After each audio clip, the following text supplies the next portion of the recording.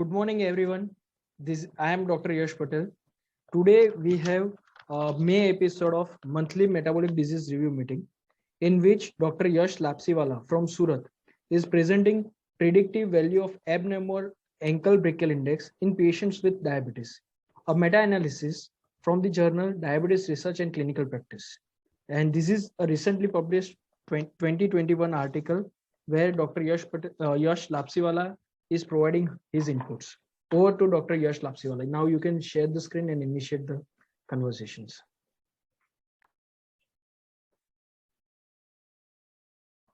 Thank you very much, Dr. Yash Patel, sir. This is a great initiative by Dr. Mayur Patel, sir, and Dr. Yash Patel, sir, where like-minded people like us can discuss various research articles.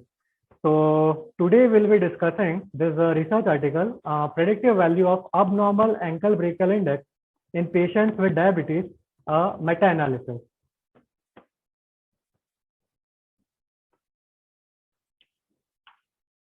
This study was done in two hospitals of China in Shenyang and Zhengzhou by Feng Zhenai, Jian He, Hui Xiao, Xinhua Hu, and the article was published in the journal Diabetes and Research Clinical Practice Journal in the February 26, 2021 edition. Peripheral arterial disease is a common clinical manifestation of atherosclerosis. Patients with diabetes may frequently suffer from peripheral arterial disease. The reported prevalence of peripheral arterial disease in patients with diabetes who are aged more than 30 years ranges between about 21 to 38%, and both diabetes and peripheral arterial disease are also individually associated with significant risk of morbidity and mortality. Now, as we all know, ankle brachial index is a simple method of detecting the existence and progression of peripheral arterial disease.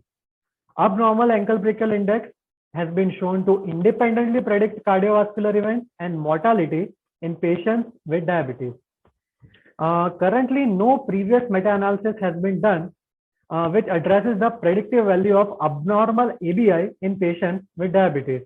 So the researchers of this study conducted this meta-analysis to examine the association of abnormal ankle brachial index with adverse prognosis in patients with diabetes. Now, the two authors comprehensively searched PubMed and Embase databases from inception to October 31, 2020, and searched for the keywords like ankle brachial index, diabetes, mortality, cardiovascular events, follow-up. The normal ankle brachial index is between 0.9 to 1.3 or 1.4.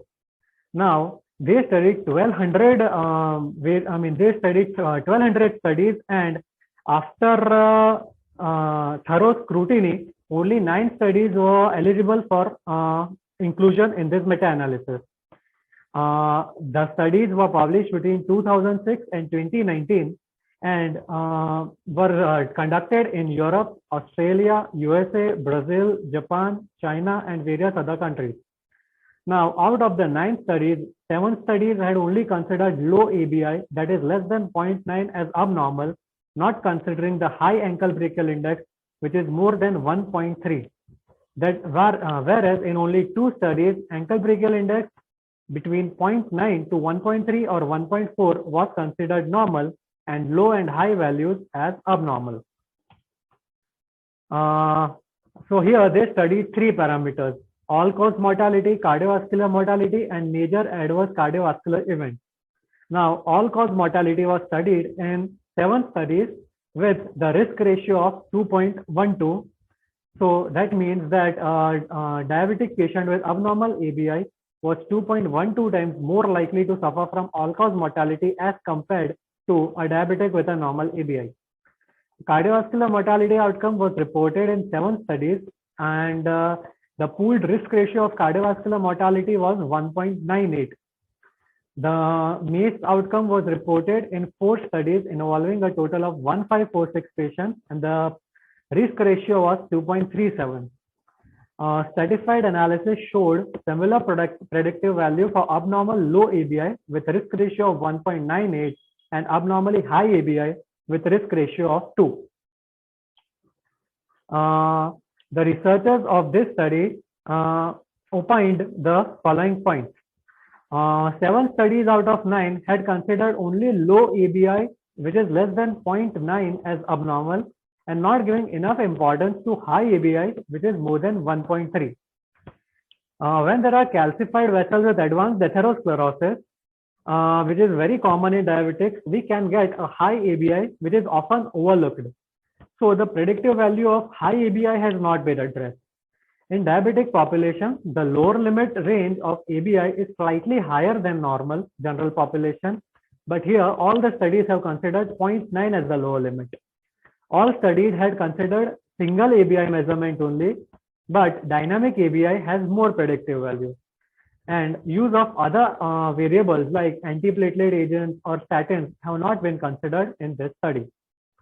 So to conclude, abnormal ankle brachial index is an important predictor of cardiovascular risk in patients with diabetes. The meta-analysis of studies done on various populations proves this statement. The robust scrutiny of this meta-analysis make it unbiased and very reliable. More such studies should be done, especially those addressing high ankle brachial index. And in India also, more such studies should be done to evaluate the effect of abnormal ankle brachial index in diabetic patients. These are the references. Thank you. Really appreciated, Dr. Yash Lapsiwala. And as being lucid and brief, what we have seen is, if you can share with your clinical aspects also, that ankle brachial index is one of the macrovascular monitoring indicators.